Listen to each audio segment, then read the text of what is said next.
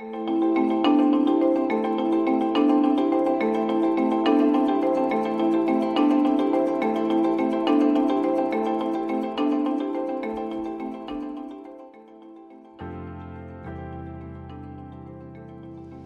laboratoire comme celui dirigé par Catherine Ketzi, dont le travail portait sur la recherche des nouveaux traceurs radioactifs, s'est révélé comme étant les laboratoires de choix pour une collaboration avec notre société.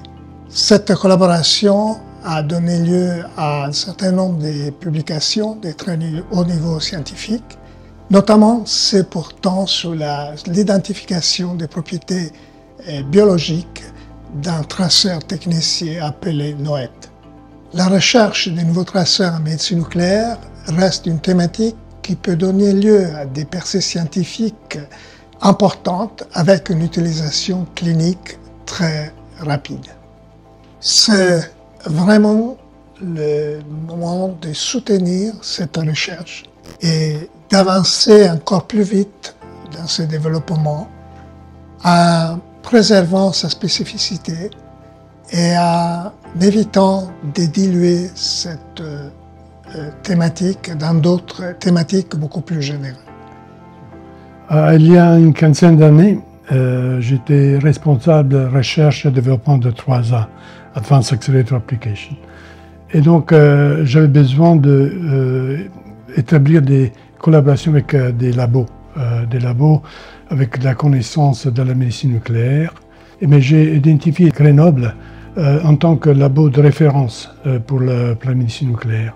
C'était un labo qui avait déjà une crédibilité, il avait déjà travaillé dans la médecine nucléaire et avait une expérience déjà reconnue. Aussi, les relations personnelles étaient très importantes parce que la communication était facile, la communication interpersonnelle, mais aussi la communication scientifique. En plus, l'équipe était, je dirais, très tenace. C'est quelque chose de très intéressant et je pense que c'est un peu le reflet du caractère de Catherine Ketzi. Catherine est très tenace, elle ne laisse jamais tomber, il arrive toujours au bout. Et je pense que l'équipe a un peu il a pris de ça. Hein. Et donc je suis très honoré d'avoir travaillé avec Catherine et avec Daniel. Ce sont des personnes très honorables. Au début, on ne voulait pas vraiment faire un produit, on voulait faire de la recherche. J'ai parlé à Daniel Fagré à l'époque de ce projet, c'était un des premiers médecins nucléaires auxquels je vais parler. Daniel était aussi le président d'un petit regroupement de médecins nucléaires régionaux. Et j'étais un jeune chercheur, un peu rêveur. La seule chose concrète, un peu étrange, que j'avais levé tout de suite 1 million d'euros. Donc il y avait cette petite crédibilité financière qui me donnait l'espoir de me faire écouter. Il était vraiment gentil à l'écoute. Il m'a invité à un dîner avec tous ses collègues, donc j'ai pu expliquer les projets. Il m'a donné la confiance. Avec la confiance de médecins nucléaires de la région, je me suis senti un peu plus à l'aise de prendre le risque. Nous, on est nés avec l'esprit de faire de la recherche. Donc tout de suite, quand il y avait des arguments de recherche, on discutait ensemble. Avec cette machine, on avait justement la vocation pas seulement de faire du FDG, qui était ces produits approuvés par l'AFSAPS, mais aussi de faire d'autres produits. Et donc on discutait toujours avec l'équipe de Grenoble pour vraiment amener de l'innovation. 3A, c'était une toute petite société. Et pour nous, c'était important de voir cette relationnelle. À travers le travail qu'on a fait, on a finalement créé des ruptures scientifiques, technologiques énormes.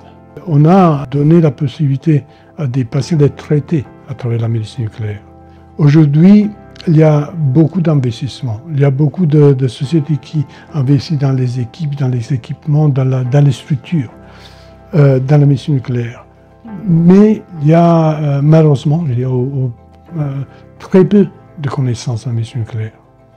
Donc, c'est pour ça que des labos, des équipes telles que l'équipe de Grenoble sont encore plus précieuses qu'avant. Notre société, après avoir été cotée sur le Nasdaq, a été vendue pour 4 milliards de dollars. J'ai vraiment très apprécié le support que Daniel et que Catherine ont donné à la société dans toutes les phases de développement.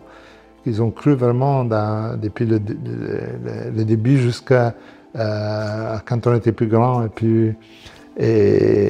puis mature. Et on ne peut pas oublier ça.